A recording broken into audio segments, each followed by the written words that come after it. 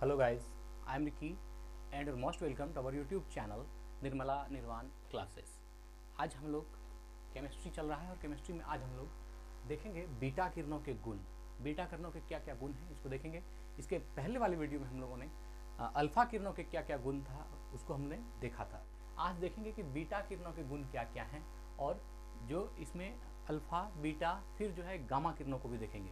तो पहले बीटा को देख लेते हैं और बीटा किरणों से जुड़ी जो आवश्यक जानकारी है वो सब इसमें है, लास्ट तक बने रहिएगा। सबसे पहला पॉइंट देखते हैं, जो बीटा किरणें होती है ये तो आप जानते हैं कि रेडियो सक्रिय किरणें जो है वो तीन प्रकार की अल्फा बीटा और गामा। तो अल्फा को पढ़ लिया, अब बीटा को देखते हैं, फिर इसके बाद गामा को भी देखेंगे। तो ये जो बीटा किरणें हैं ये किरणें ऋण आवेश युक्त है ना, इस किरणों का आवेश कैसा है, ऋण आवेश युक्त है। अगर बीटा किरण ऋण आवेश युक्त है तो इसका मतलब है कि जब इसको विद्युत क्षेत्र से गुजारेंगे तो यह किस ध्रुव की ओर जाएगा। अगर यह ऋण आवेश युक्त है तो यह धन आवेश की ओर जाएगा। जैसा कि हमने बीटा किरणों के साथ देखा था कि बीटा किरण जो थी वह एक पॉजिटिव या कह सकते हैं धन आवेशित थी, तो वह ऋण आवेश की तरफ जाती थी। और यहाँ पर जो है ये जो बीटा किरण है ना, ये ऋण आवेश युक्त है और इसलिए ये किस तरफ जाएगी, धन आवेश। जब विद्युत क्षेत्र से गुजरेगी तो यह जो है धन आवेश की तरफ जाएगी। देखिएगा अभी ये किरणें ऋण आवेश युक्त अत्यंत सूक्ष्म, बहुत ही सूक्ष्म कणों की बनी, अत्यंत सूक्ष्म कणों की बनी होती है। ये जो है ऋण आवेश युक्त होती है और बहुत ही सूक्ष्म कणों की बनी होती है। इस कारण विद्युत क्षेत्र से होकर गमन करते समय ये किरणें विद्युत क्षेत्र के धन ध्रुव की ओर है ना, धन ध्रुव की ओर मुड़ जाती है। अब जब ऋण आवेश युक्त है तो धन ध्रुव की ओर मुड़ेगी। इसके पहले जो अल्फा किरण थी वह जो है आपका यहाँ पर जो ये धन ध्रुव की ओर मुड़ रही है वह ऋण ध्रुव की ओर मुड़ती थी, क्योंकि अल्फा किरण जो है वो धन आवेशित थी। अल्फा किरण धन आवेशित थी तो विद्युत क्षेत्र में जाने पर वह ऋण आवेश की ओर मुड़ती थी। यहाँ पर बीटा कण जो है वो ऋण आवेश युक्त है, इसलिए विद्युत क्षेत्र में जाने पर यह धन ध्रुव की ओर मुड़ती है। ठीक है, तो बीटा किरण ऋण आवेश युक्त अत्यंत सूक्ष्म कणों की बनी होती है। इस कारण विद्युत क्षेत्र से होकर गमन करते समय ये किरणें विद्युत क्षेत्र के धन ध्रुव की ओर मुड़ जाती है। ठीक है, अगला पॉइंट देखते हैं। इन किरणों के लिए आवेश और द्रव्यमान है ना, आवेश मतलब चार्ज और द्रव्यमान मतलब मास। इन किरणों के लिए आवेश और द्रव्यमान का अनुपात कितना होता है, E/m होता है। ये जो E है ये आपका आवेश, ये चार्ज इलेक्ट्रॉन को रिप्रेजेंट कर रहा है, और जो m है ये तो द्रव्यमान का S है, m जो है स्मॉल m जो है ये मास है द्रव्यमान का। तो इन किरणों के लिए आवेश और द्रव्यमान का अनुपात E/m कैथोड किरणों में, कैथोड रे जो बोलते हैं, कैथोड किरणों में उपस्थित इलेक्ट्रॉनों के समान होता है। कैथोड किरण में जो उपस्थित इलेक्ट्रॉन है उसके समान होता है। तो यहाँ पर ये कि बीटा किरणों के लिए आवेश और द्रव्यमान का अनुपात E/m कैथोड किरणों में उपस्थित इलेक्ट्रॉन के समान होता है। अतः ये किरणें इलेक्ट्रॉनों के प्रवाह हैं। ये किसके बारे में कहा जा रहा है, बीटा किरणों के बारे में, कि जो बीटा किरण है अंततः क्या है, इलेक्ट्रॉन का प्रवाह है। ये क्यों कह रहा है, क्योंकि बीटा किरण के लिए आवेश और द्रव्यमान का अनुपात कितना है, E/m है, जो कैथोड किरण में उपस्थित इलेक्ट्रॉन के समान होता है।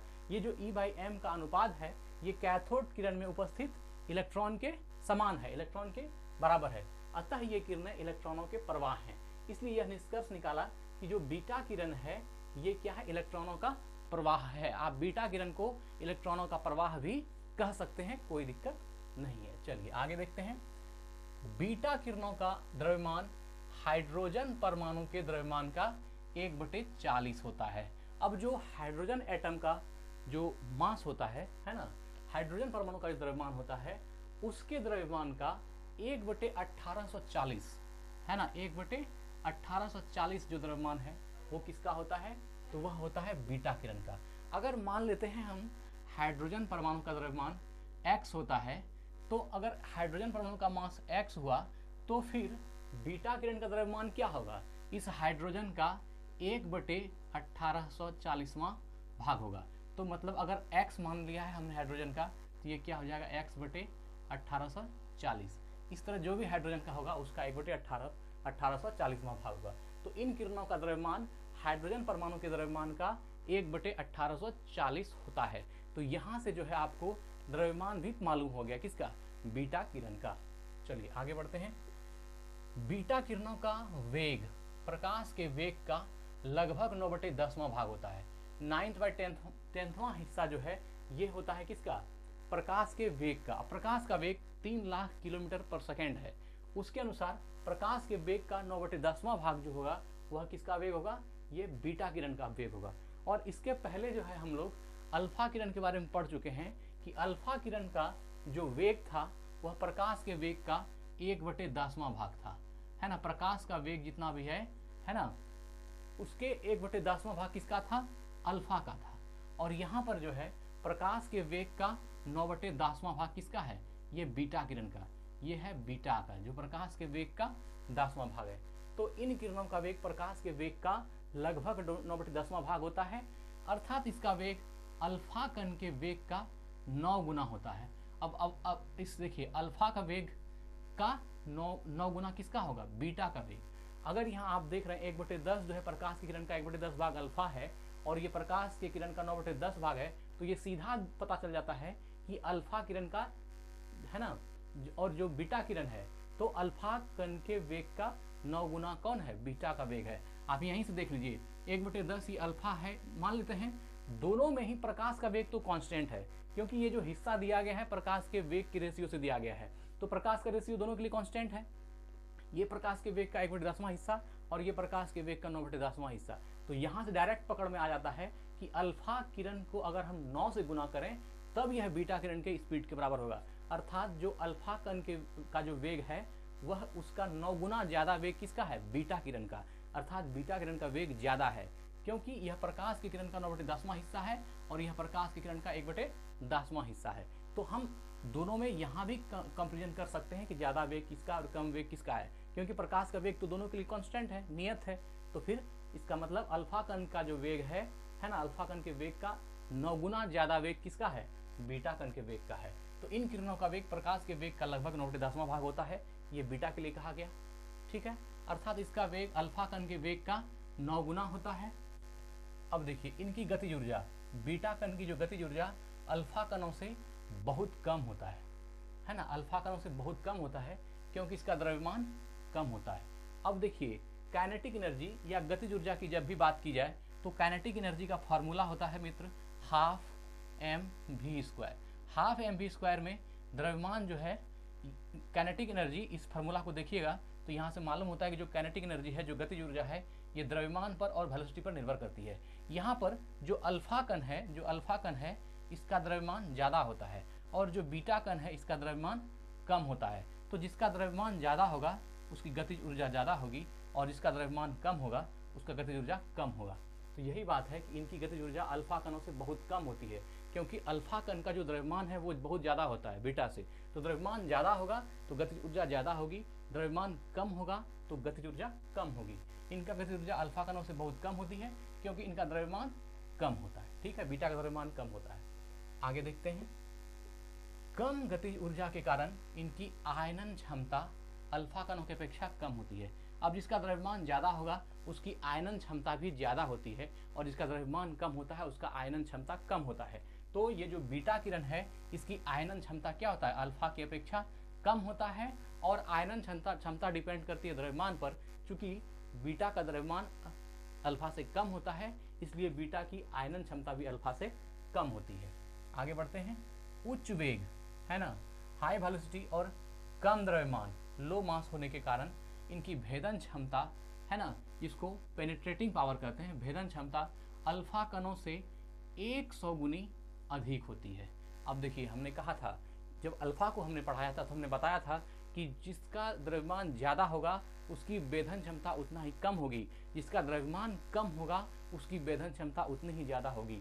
अब देखिए यहाँ पर गतिज ऊर्जा में भी जो है अल्फा कण बीटा को मात देता है, क्योंकि अल्फा की गतिज ऊर्जा ज़्यादा होती है।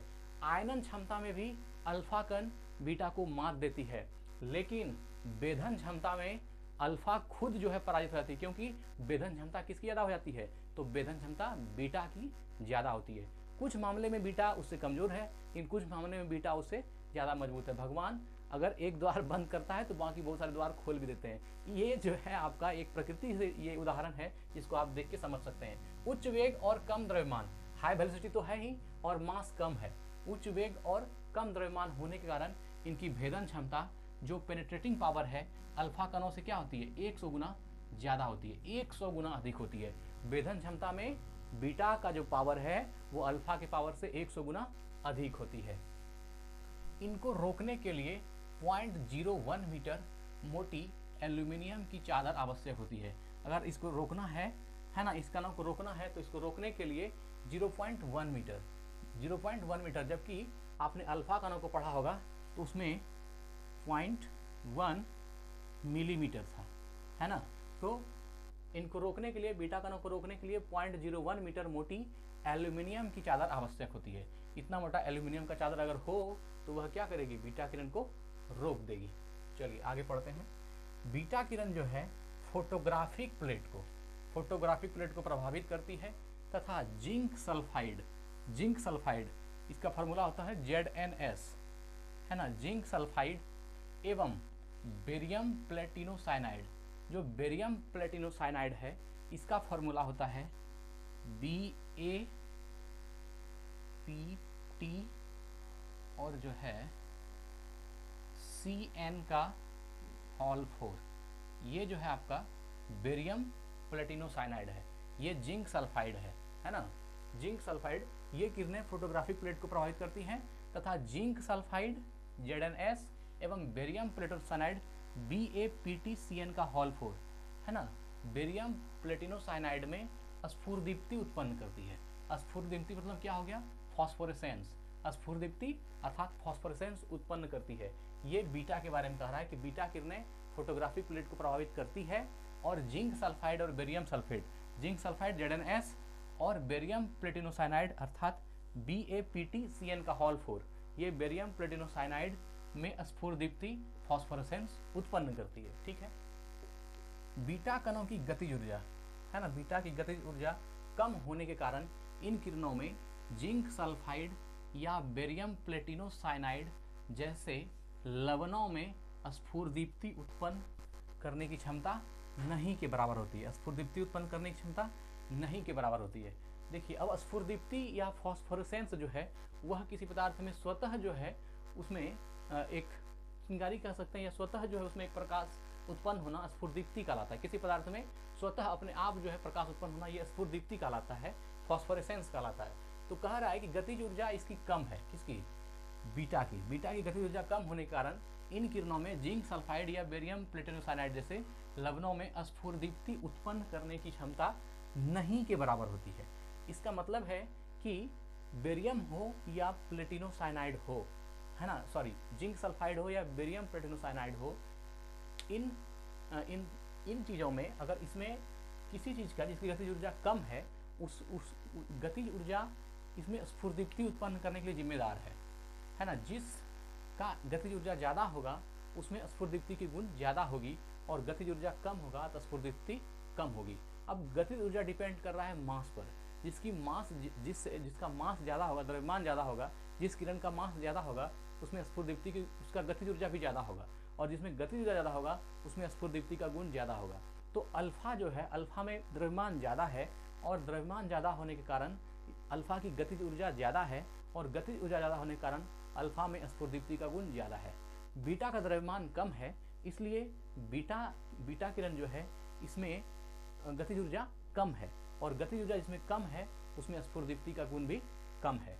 तो वही कहा गया कि बीटा किरणों की गतिज ऊर्जा कम होने के कारण इन किरणों में जिंक सल्फाइड या बेरियम प्लेटिनोसाइनाइड जैसे लवणों में स्फुरदीप्ति उत्पन्न करने की क्षमता नहीं के बराबर होती है, मतलब कि बहुत ही कम होती है, ना के बराबर होती है, क्योंकि इसका द्रव्यमान कम है और द्रव्यमान कम होने से गतिज ऊर्जा कम है और गतिज ऊर्जा कम है इसलिए स्फुरदीप्ति का गुण कम है। चलिए, किसी विद्युत क्षेत्र से होकर गुजरने पर ये धन ध्रुव की ओर मुड़ जाती है। धन ध्रुव की ओर मुड़ जाती है, ये तो जान ही रहे हैं, क्योंकि यह जो है ऋण आवेश युक्त है। कौन? बीटा किरण ऋण आवेश युक्त है। बीटा किरण ऋण आवेश युक्त है, इसलिए यह जो है धन ध्रुव की ओर मुड़ जाती है। किंतु अल्फा किरणों की अपेक्षा इनका विचलन अधिक होता है। अल्फा की अपेक्षा इसका विचलन अधिक होता है ना। देखिए, अब यहाँ अगर विचलन की बात किया जाए तो विचलन किसका ज़्यादा है? बीटा का ज़्यादा है। विचलन अल्फा का कम है। विचलन, क्योंकि अल्फा का मास भी तो ज़्यादा है, किसी विद्युत क्षेत्र से होकर गुजरने पर धन ध्रुव की ओर मुड़ जाती है, किंतु अल्फा किरणों की अपेक्षा इसका विचलन अधिक होता है। इन किरणों में जीव कोशिकाओं या लिविंग सेल की नष्ट करने की क्षमता होती है। बीटा किरण में भी जो है, बीटा किरण में भी जीव कोशिका अर्थात लाइव सेल को नष्ट करने की क्षमता होती है। अगर बीटा किरणों का इस्तेमाल किया जाए तो एक सुरक्षात्मक दस्ताना जो है ना, वो ग्लव्स जो है होना चाहिए, उसके बाद ही इसका इस्तेमाल करना चाहिए। तो इन किरणों में जीव कोशिकाओं, लिविंग सेल को नष्ट करने की क्षमता अधिक होती है। किसमें? बीटा किरणों में। तो आज की वीडियो में हमने बीटा किरणों को देखा, फिर अगली वीडियो जो आएगी वो गामा किरणों पर रहेगी।